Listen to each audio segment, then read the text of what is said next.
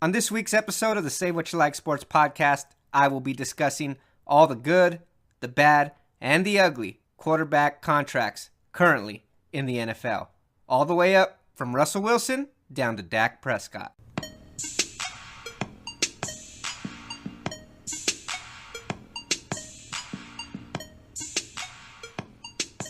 First off, I want to hit up the big news as far as quarterback contract extensions go in the NFL. The Seattle Seahawks quarterback, Russell Wilson, signs a 4-year, $140 million contract extension. And to go along with that, he gets a $65 million signing bonus. So, Russell Wilson, he done got paid. And it's really hard to argue. As much money and as big as that contract is, he is now the highest paid player in the NFL, surpassing Aaron Rodgers, who was getting paid about $33.5 million on average with a $57.5 million signing bonus. So Russell Wilson, man, he's making $35 million per year on average.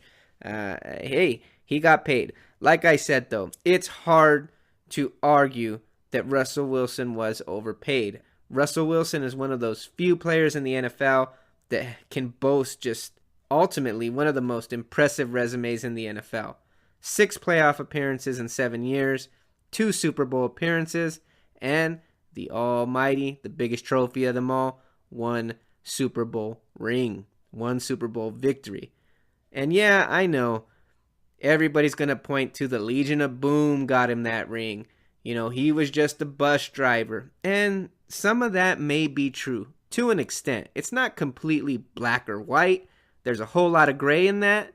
But you know what? The truth is, even without the Legion of Boom, the last couple of years in Seattle, Russell Wilson has kept his team afloat. I mean, he got his team into the playoffs last season. And in 2018, I mean, these are impressive numbers. Russell Wilson threw for 35 touchdowns, 7 interceptions. So the interception numbers are low, 110.9 passer rating. I mean, Russell Wilson's getting it done. Like I said, he's got his team in the postseason. Yeah, he needs a little help. And that's where I think the other side of the argument actually starts to become convincing. Because, hey, that's a big-ass chunk of the salary cap. The NFL has a hard cap. So, you know, Bobby Wagner and those kind of guys, can they afford to fit all the talent on that Seattle Seahawks roster going forward? But like I said, Russell Wilson is just one of those rare few players in the NFL that really deserves this type of money, a la Aaron Rodgers, because he can will his team carry his team to the playoffs and be competitive. On this next segment, I would like to take a closer look at some of these contracts teams are paying out quarterbacks currently in the NFL. I mean, you look at the top 5, you got Russell Wilson, Aaron Rodgers, Matt Ryan, Kirk Cousins, and Jimmy G. And when I look at a couple of those contracts, I'm like, they just don't belong up that high. I mean, and how badly does that impact the team or hurt the team? But first off, I think you got to ask yourself an even better question if you're an NFL GM. Do you want to pay a player for what he's already done in the league, a la Eli Manning and Joe Flacco, who both got paid for Super Bowl victories, but yet really don't have much left in the tank and really haven't produced since signing the big contracts? Or would you rather pay a player for what you project him to do? Something like a couple of players I listed earlier in Kirk Cousins and Jimmy Garoppolo. Those contracts were drawn up on projections for what the organizations projected these quarterbacks could do from their franchise. But then when you take a closer look, Garoppolo, he's making $27.5 million per year on average. And for what? 3 games where you go 1-2?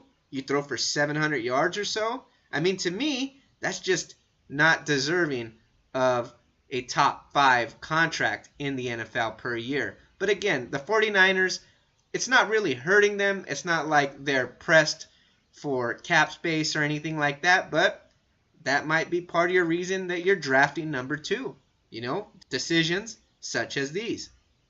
Take a look at Kirk Cousins. He's making $28 million per year. And yeah, Kirk Cousins, just like he did up in Washington, he will show you some great numbers. I mean, he had 4,000 plus yards this season, 30 touchdowns, but you took a team that was in the NFC Championship game the previous season, and you completely missed the playoffs. So, is that $28 million contract a good one? I mean, from right now, just judging on 2018, it was all for naught. You were better off with Case Keenum quarterbacking you for that rate. So again, what is the value you wish to obtain for your franchise?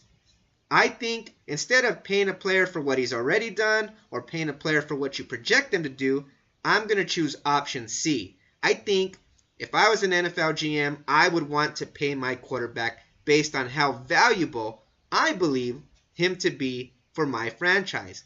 Look at contracts like Russell Wilson's and Aaron Rodgers on the high end. These two dudes can do it all.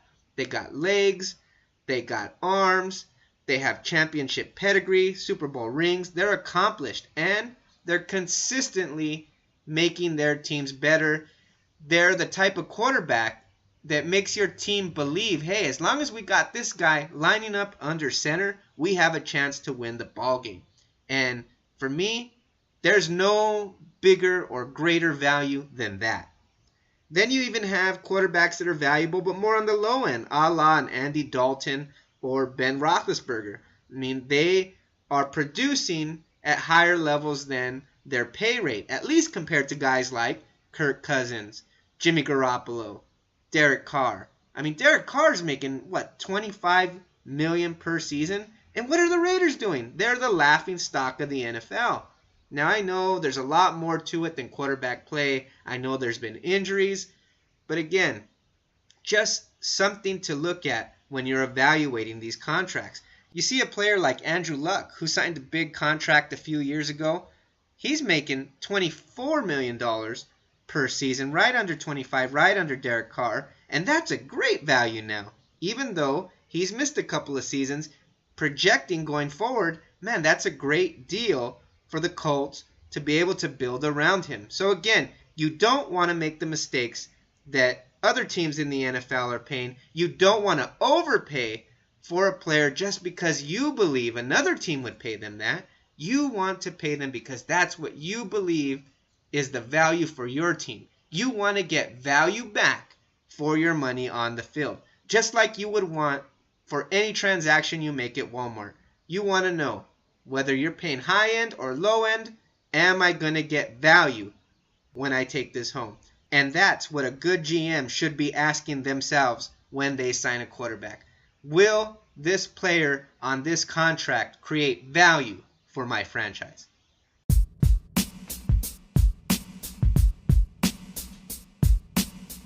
Does anybody out there listening know what players like Derek Anderson, Deshaun Kaiser, Joe Webb, Blake Bortles, Tom Savage, CJ Beathard, Cody Kessler, EJ Manuel, Connor Cook all have in common?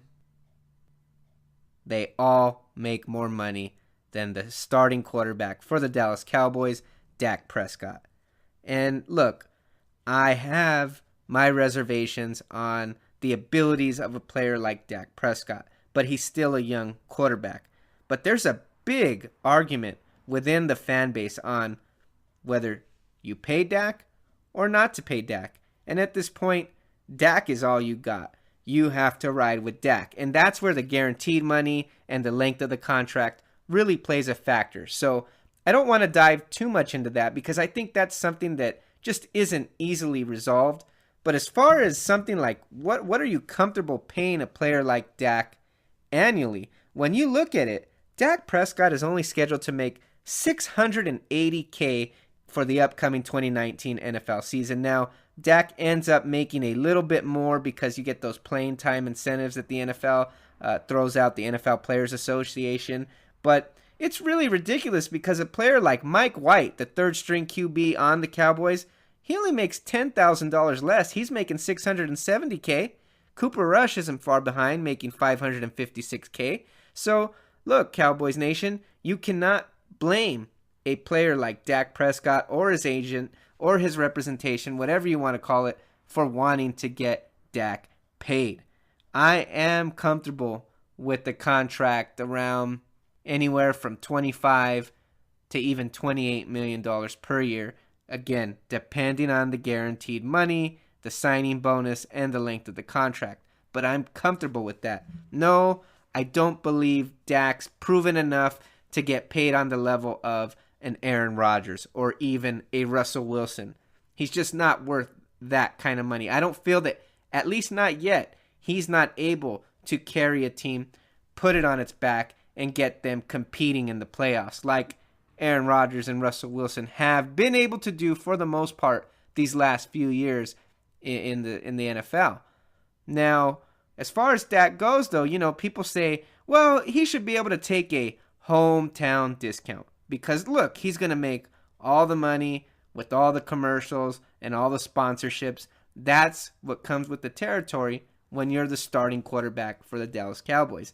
And I do believe that's true to an extent. That is all fine and dandy. But you know what? Dak Prescott deserves to get paid from the Cowboys organization. So like I said, when you really got to look at the numbers, I would really start to get comfortable with anywhere from the $25 to $28 million range. I think once you hit 30, I think you just have to admit to yourself, people are going to try to tell you, oh, well, that's the going rate for a quarterback. Look at what Kirk Cousins is making. Look at what Derek Carr's making. Yeah, that is true.